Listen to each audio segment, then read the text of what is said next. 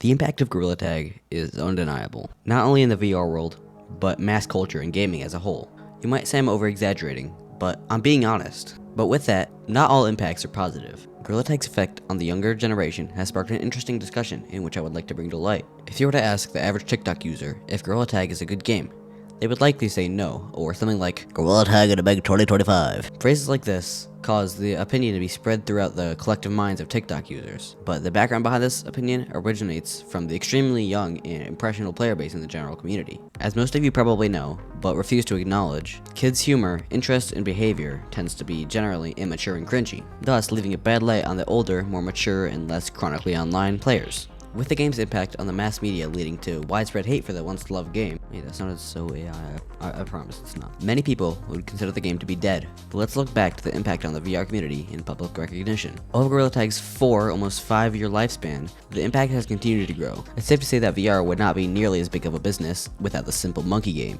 If you look at the Google Trends charts for the search term MetaQuest, since Gorilla Tag's first Christmas, VR has been exponentially more popular as new people were getting headsets for Christmas. It was sort of like a trampoline as Gorilla Tag quickly boosted the popularity of VR in order to get their momentum to keep bouncing, as in growing. With Gorilla Tag's everlasting popularity comes tons of fan games. One insanely successful Gorilla Tag inspired game is Animal Company, which many of you know since the game is almost as popular as Gorilla Tag right now. But for those who don't, the game, from what I know, is a mix between Lethal Company and Gorilla Tag. This was a very smart idea for a VR game, being that at the time of creation, the topic of Lethal Company's trash collection type gameplay and Gorilla Tag's easy and copyable movement was incredibly popular. Along with Animal Company comes tons of other innovative and growing fan games. And with each new game comes a new idea for a game mode, new cosmetics, new mechanics, new player models, and new people brought to the game. With Gorilla Tag being worse than ever in terms of player count, averaging 10,000 players in-game per day, compared to 30 to 40k 2 to 3 years ago. People are flocking to fan games in hopes for a new experience. Now, let's compare it to real life and try to see how we got here regarding the acceptance of Gorilla Tag players along with Gorilla Tag's reputation.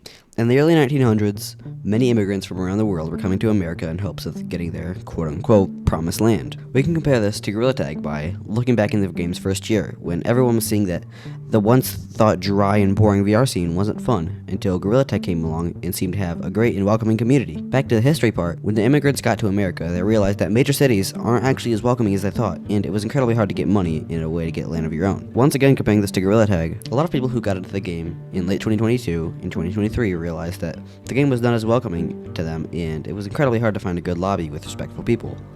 Notice the connection? Now fast forwarding to modern US history, people are widely accepted within the country, but shown in a bad light from other countries in other parts of the world. Once again, linking this to Gorilla Tag, the game is very accepting to others within the community, with the major content creators getting more love than ever, and still getting constant updates. But from the outside, it looks very bad and filled with kids. And don't get me wrong, there are still very bad people in the game, but as we also see in real life, there are still bad groups of people. History rant over. Even though Gorilla Tag has had a permanent impact, its current impact won't last much longer. Important to make a statement, or bring into light every once in a while, the state of Gorilla Tag. Even though some people understand where the game is going, some people don't. And until everyone gets it, we can't really do much. The game is getting too much negative attention, and it's for a reason. To me, at least, it feels like Gorilla Tag as a whole is taking the fame for granted. And that, I mean, we sort of run with the fame and go too far, thus killing the game. Now, I don't want to make a video on if Gorilla Tag is dead again, but if you add a new map every month with 10k average players as the biggest VR game, it's a formula for failure. The impact of Gorilla Tag is undeniable,